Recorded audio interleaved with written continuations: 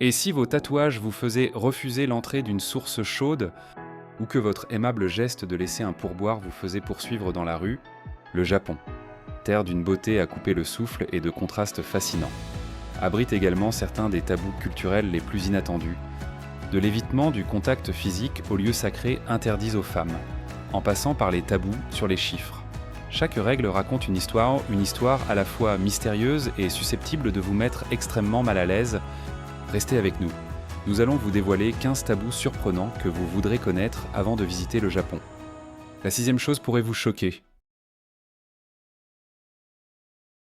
Imaginez que vous êtes au Japon, impatient de découvrir une source chaude traditionnelle, pour finalement vous rendre compte que les tatouages peuvent être un obstacle au Japon. Les tatouages, connus sous le nom d'irezumi, ont toujours été stigmatisés en raison de leurs associations symboliques, notamment leurs liens avec certains groupes comme les Yakuza ou le crime organisé. Ce lien a conduit certains établissements, tels que les onsen sources chaudes, les salles de sport et les piscines, à refuser l'entrée aux personnes ayant des tatouages visibles pendant la période d'Edo, qui s'est étendue sur plus de 260 ans. Du début du XVIIe siècle au milieu du XIXe siècle, les tatouages servaient parfois à marquer les individus, ce qui a influencé les perceptions culturelles qui persistent aujourd'hui.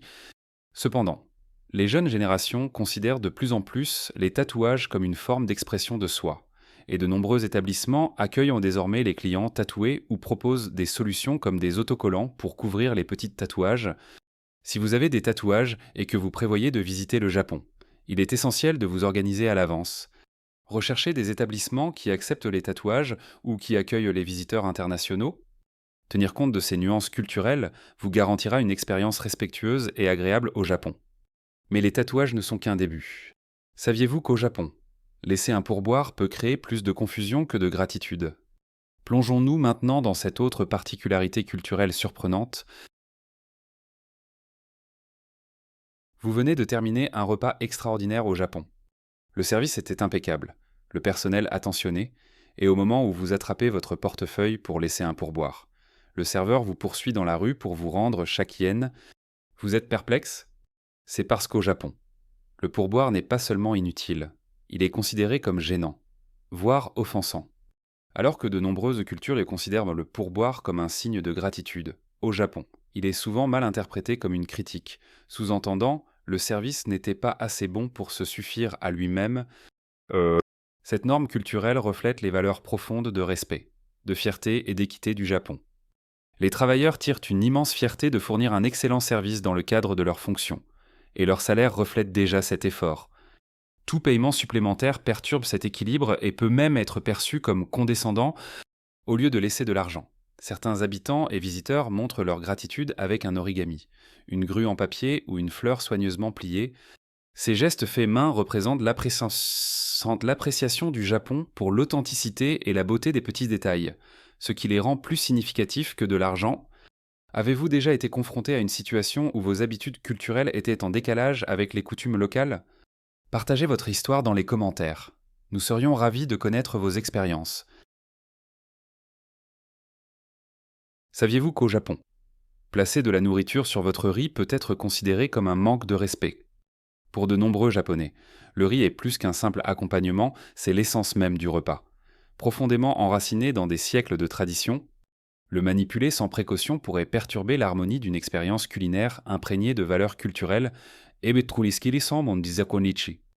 riz symbolise la pureté, la vie et l'équilibre au Japon. Depuis des millénaires, il est vénéré comme un don sacré des dieux, servant de pierre angulaire à la fois à la spiritualité et à l'agriculture, contrairement à d'autres pays où le riz sert de base pour les sauces ou les garnitures. La tradition japonaise veut que le riz soit apprécié dans sa forme la plus pure. Chaque grain doit être savouré, en hommage à sa qualité et à l'effort nécessaire pour le produire. Mélanger de la nourriture avec du riz, bien que courant ailleurs, est considéré par de nombreux traditionalistes au Japon comme une violation de l'étiquette à table. On pense que cette pratique compromet la saveur propre et simple du riz et perturbe l'harmonie soigneusement conçue du repas. Quand la cuisine japonaise met l'accent sur des plats séparés, chacun offrant des saveurs distinctes qui se complètent, bien que certains Japonais plus jeunes et citadins adoptent une approche plus détendue. Les milieux traditionnels ou ruraux attachent toujours de l'importance à cette règle. L'ignorer ne suscitera peut-être pas de discussion ouverte, mais une désapprobation subtile peut être révélatrice si vous avez la chance de vous asseoir à une table japonaise. N'oubliez pas de garder le riz propre et de savourer chaque plat séparément. Saviez-vous qu'au Japon, une tape amicale dans le dos ou même une poignée de main peuvent être ressenties comme une intrusion?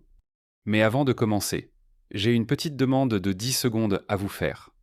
Si vous pouvez nous aider, veuillez cliquer sur le bouton d'abonnement et activer la cloche de notification pour être toujours les premiers à recevoir nos nouvelles vidéos et notre contenu passionnant. Cela signifierait beaucoup pour nous. En retour, nous nous engageons à continuer d'améliorer cette émission pour vous. Marché conclu. Au Japon, l'espace personnel est aussi vénéré qu'un sanctuaire. C'est comme si chaque individu portait une aura invisible d'intimité que les autres respectent instinctivement. Le contact physique, en particulier entre étrangers ou connaissances, est évité. Une chaleureuse poignée de main, souvent la salutation standard dans de nombreuses cultures, peut être considérée comme trop familière ici. À la place, les Japonais s'inclinent. Un geste simple mais élégant. La profondeur de l'inclinaison varie en fonction de la relation et du contexte. Les démonstrations d'affection, même entre amis proches ou partenaires amoureux, sont également retenues en public. Bien que le Japon moderne soit loin de l'époque où s'embrasser en public pouvait vous conduire en prison, une loi qui n'a été abrogée qu'en 1945. Les expressions d'intimité comme s'embrasser ou se prendre dans les bras dans la rue portent encore une subtile stigmatisation. Au Japon, les démonstrations d'affection restent discrètes, presque comme des secrets chuchotés parmi les cerisiers en fleurs. Pour les voyageurs, il est essentiel de s'adapter à cette norme pour éviter les situations inconfortables.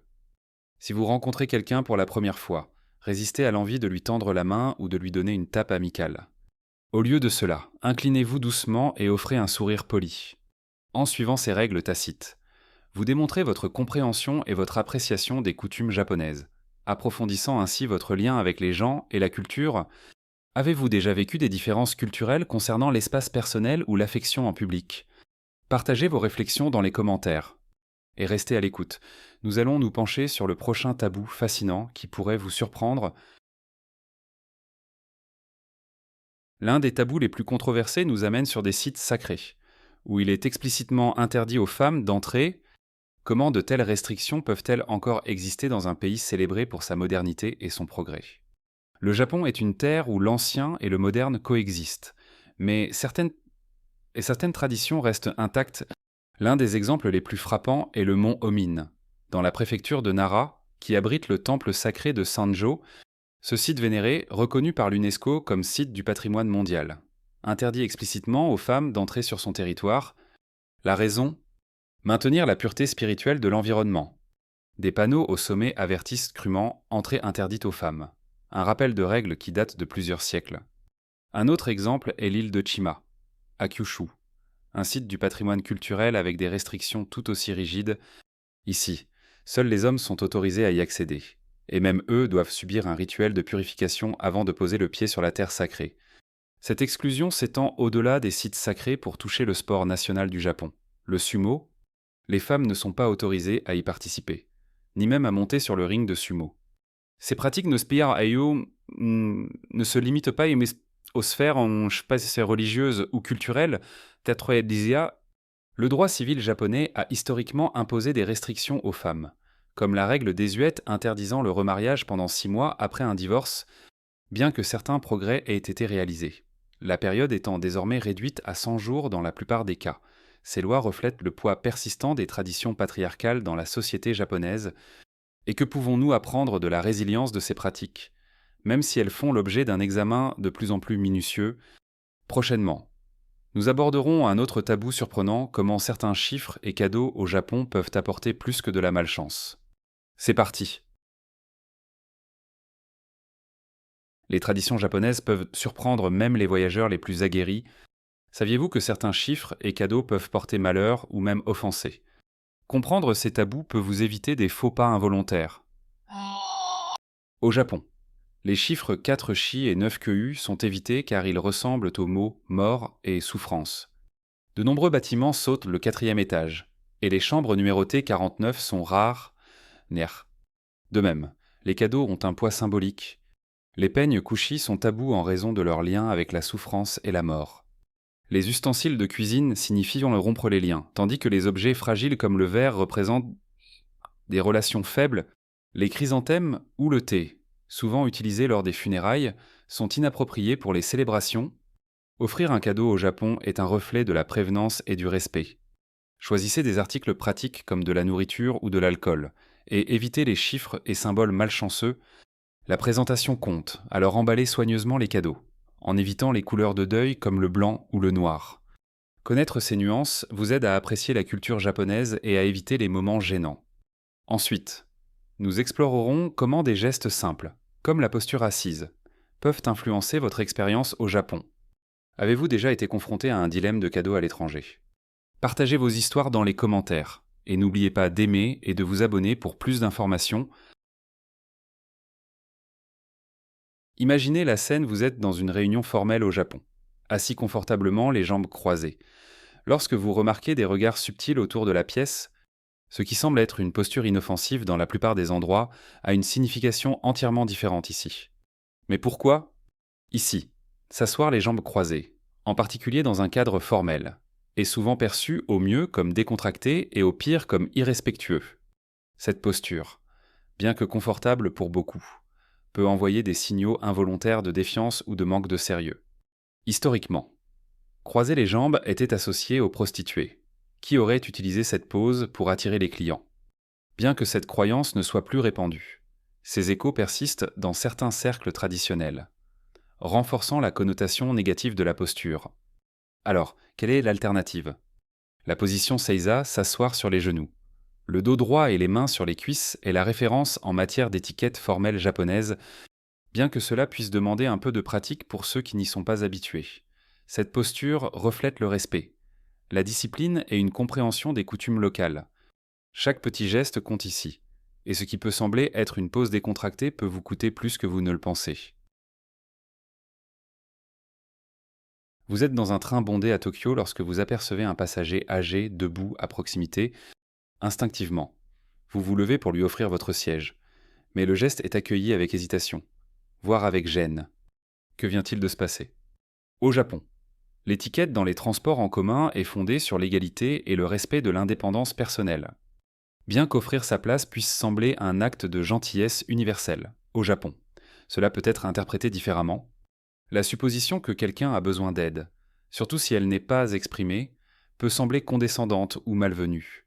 Les sièges prioritaires, indiqués par une signalisation claire, sont spécifiquement réservés aux personnes âgées, aux femmes enceintes, aux enfants ou aux personnes handicapées, si ces sièges sont occupés.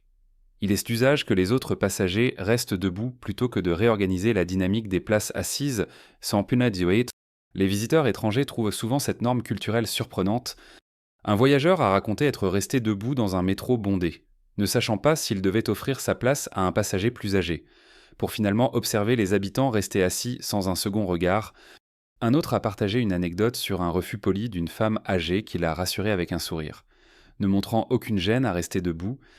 Si vous vous sentez obligé d'offrir votre place, il existe une manière subtile de le faire sans créer de malaise. Levez-vous simplement et éloignez-vous, comme si vous vous prépariez à descendre du train. De cette façon, votre geste sera reçu sans malentendu ni condescendance. Prochainement, nous explorerons un autre aspect intrigant de la culture japonaise des règles sur le tabagisme qui semblent contradictoires mais qui sont strictement appliquées. Saviez-vous qu'au Japon, vous pouvez fumer dans certains bars intérieurs mais pas dans certains espaces extérieurs? Cela semble contradictoire, mais les lois japonaises sur le tabagisme sont aussi complexes que ces cérémonies du thé. Et les comprendre peut vous éviter de la confusion ou des amendes. Depuis 2018, le Japon a mis en place des lois anti-tabac plus strictes pour lutter contre les dangers du tabagisme passif. Il est désormais interdit de fumer dans les institutions publiques comme les écoles, les hôpitaux et les bureaux du gouvernement.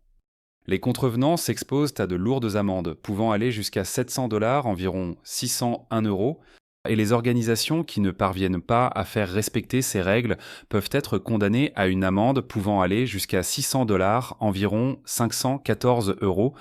Sachir Cependant, l'application de ces lois est loin d'être cohérente. Par exemple, alors qu'il est interdit de fumer dans certaines zones PIC, une zone pensée à zone publique extérieure, cela reste autorisé dans certains restaurants, bars et hôtels, à condition qu'ils respectent les exigences de ventilation. Cette incohérence a suscité des débats, les partisans de règles plus strictes affirmant que fumer à l'intérieur, même dans les zones désignées, reste un problème. La réglementation actuelle crée des situations déroutantes pour les résidents et les visiteurs, qui ne savent souvent pas où il est permis de fumer.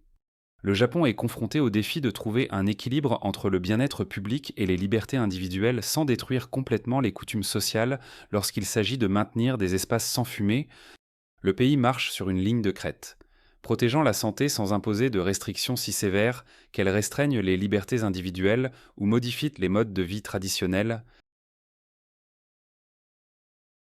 Au Japon, le karoshi, ou mort par surmenage, est une sombre réalité ancrée dans une culture du travail extrême.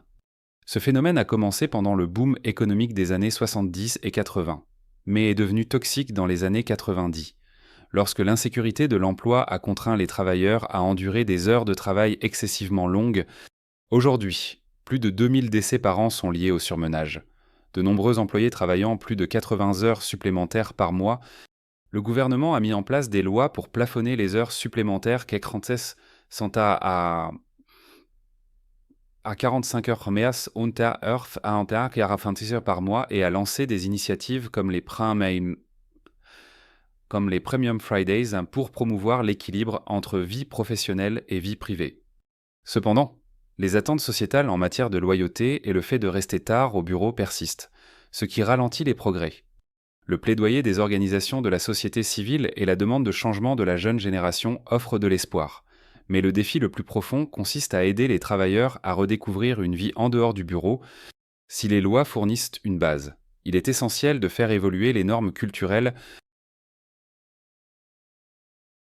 Entrer dans une maison japonaise avec ses chaussures, c'est comme introduire le chaos du monde extérieur dans un sanctuaire de calme. Enlever ses chaussures avant d'entrer dans une maison est une coutume au Japon qui remonte à plus de 2000 ans. Il ne s'agit pas seulement de propreté, c'est un geste de respect pour le sanctuaire privé que représente une maison. La pratique est née pour garder les intérieurs frais pendant les étés humides du Japon, en particulier pour protéger les délicats tatamis utilisés dans les maisons traditionnelles. Les tatamis, faits de paille tissée, peuvent être facilement endommagés par des semelles dures ou de la saleté. Il est donc devenu essentiel de laisser ses chaussures à la porte pour les visiteurs. Oublier cette règle peut entraîner des moments gênants. Un touriste a raconté avoir marché accidentellement sur le tatami d'un hôte avec ses chaussures, pour être accueilli par des halètements et des gestes pressés pour qu'il recule. Un autre a partagé à quel point il avait été impressionné par l'organisation des espaces Genkan, où même les chaussures semblaient s'aligner sur l'harmonie de la maison, dans des endroits comme les ryokan, auberges traditionnelles, ou même certains lieux de travail. Il est attendu que l'on enlève ses chaussures. Des chaussons de toilette spécialisés sont souvent fournis pour l'usage dans la salle de bain, soulignant l'hygiène dans les moindres détails. Ensuite, nous explorerons un autre aspect intrigant de la vie japonaise. Pourquoi manger en marchant peut faire de vous le centre de l'attention. Avez-vous connu des pratiques culturelles uniques comme celle-ci lors de vos voyages? Continuez à regarder alors que nous explorons d'autres aperçus surprenants sur les tabous au Japon. Dans des villes animées comme Tokyo, les stands de nourriture de rue vous attirent avec l'arôme de takoyaki, kachurituya, cet art tremblisate ou de yakitori pra-ate-ete aneki atoetitori frais. Mais si vous êtes tenté de manger en marchant, réfléchissez-y à 2 fois. Au Japon, cette habitude apparemment inoffensive est considérée comme irrespectueuse. Pourquoi cela et que révèle-t-il sur la culture japonaise? Contrairement à de nombreux autres pays où manger sur le pouce fait partie de la vie quotidienne. Au Japon, l'acte de manger en marchant est mal vu. La raison réside dans l'accent culturel mis sur la pleine conscience et la considération pour les autres. Le bruit de la mastication, l'odeur de la nourriture, ou même la vue de quelqu'un en train de manger dans un espace bondé peuvent être perçus comme perturbants.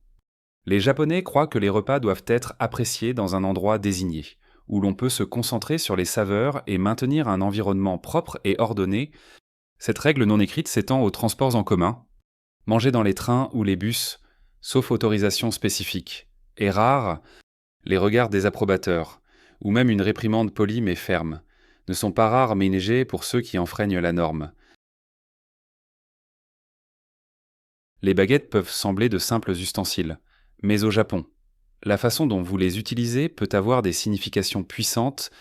L'une des règles les plus importantes est la suivante: n'utilisez jamais de baguette pour passer de la nourriture directement à une autre personne. Pourquoi?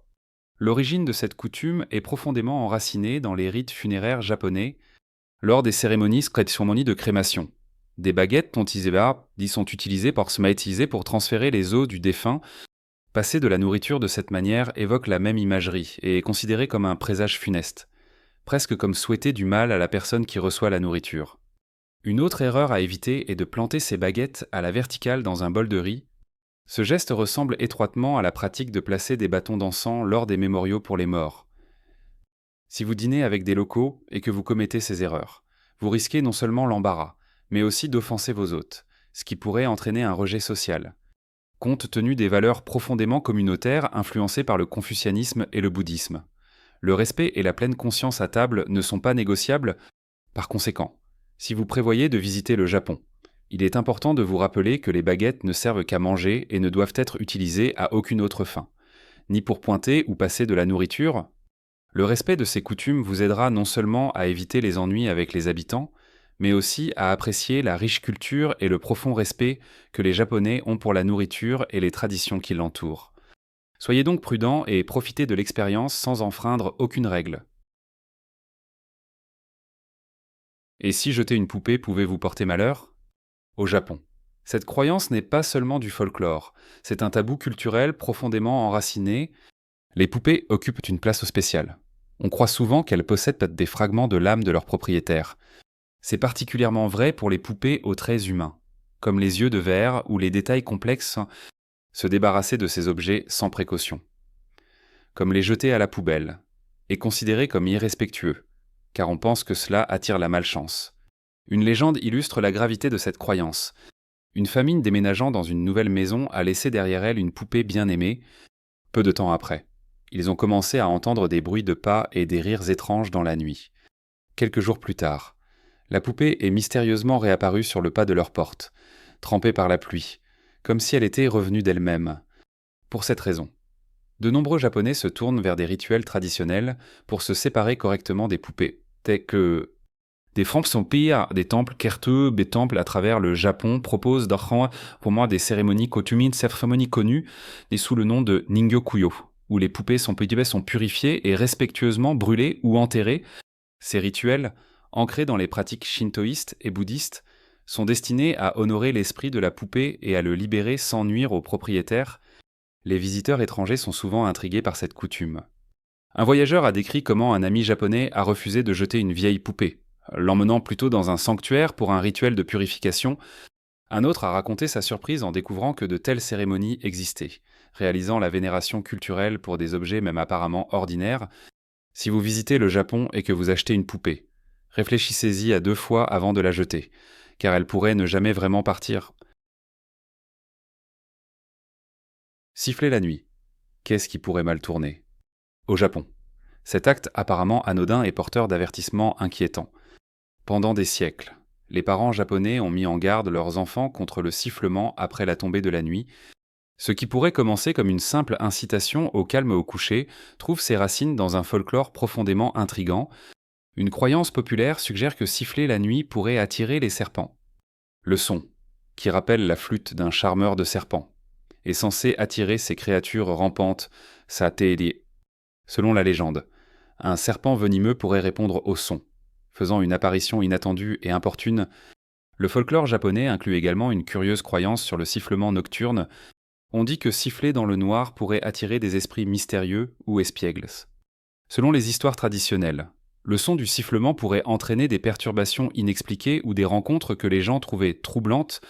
Certains suggèrent également que, dans le passé, le sifflement nocturne pouvait attirer une attention non désirée, car il était parfois associé à une communication secrète.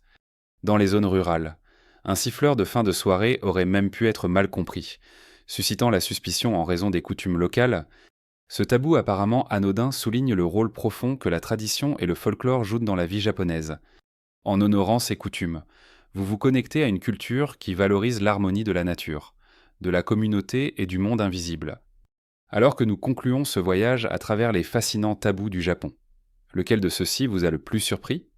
Partagez vos réflexions dans les commentaires et n'oubliez pas d'aimer, de vous abonner et de rester à l'écoute pour d'autres plongées culturelles approfondies dans les destinations les plus intrigantes du monde. Si vous avez aimé la vidéo d'aujourd'hui, veuillez cliquer sur le bouton j'aime et n'oubliez pas de vous abonner à la chaîne. Votre soutien compte beaucoup pour nous.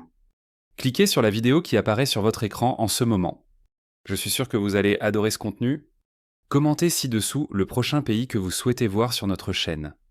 Merci beaucoup d'avoir regardé et à bientôt dans la prochaine vidéo.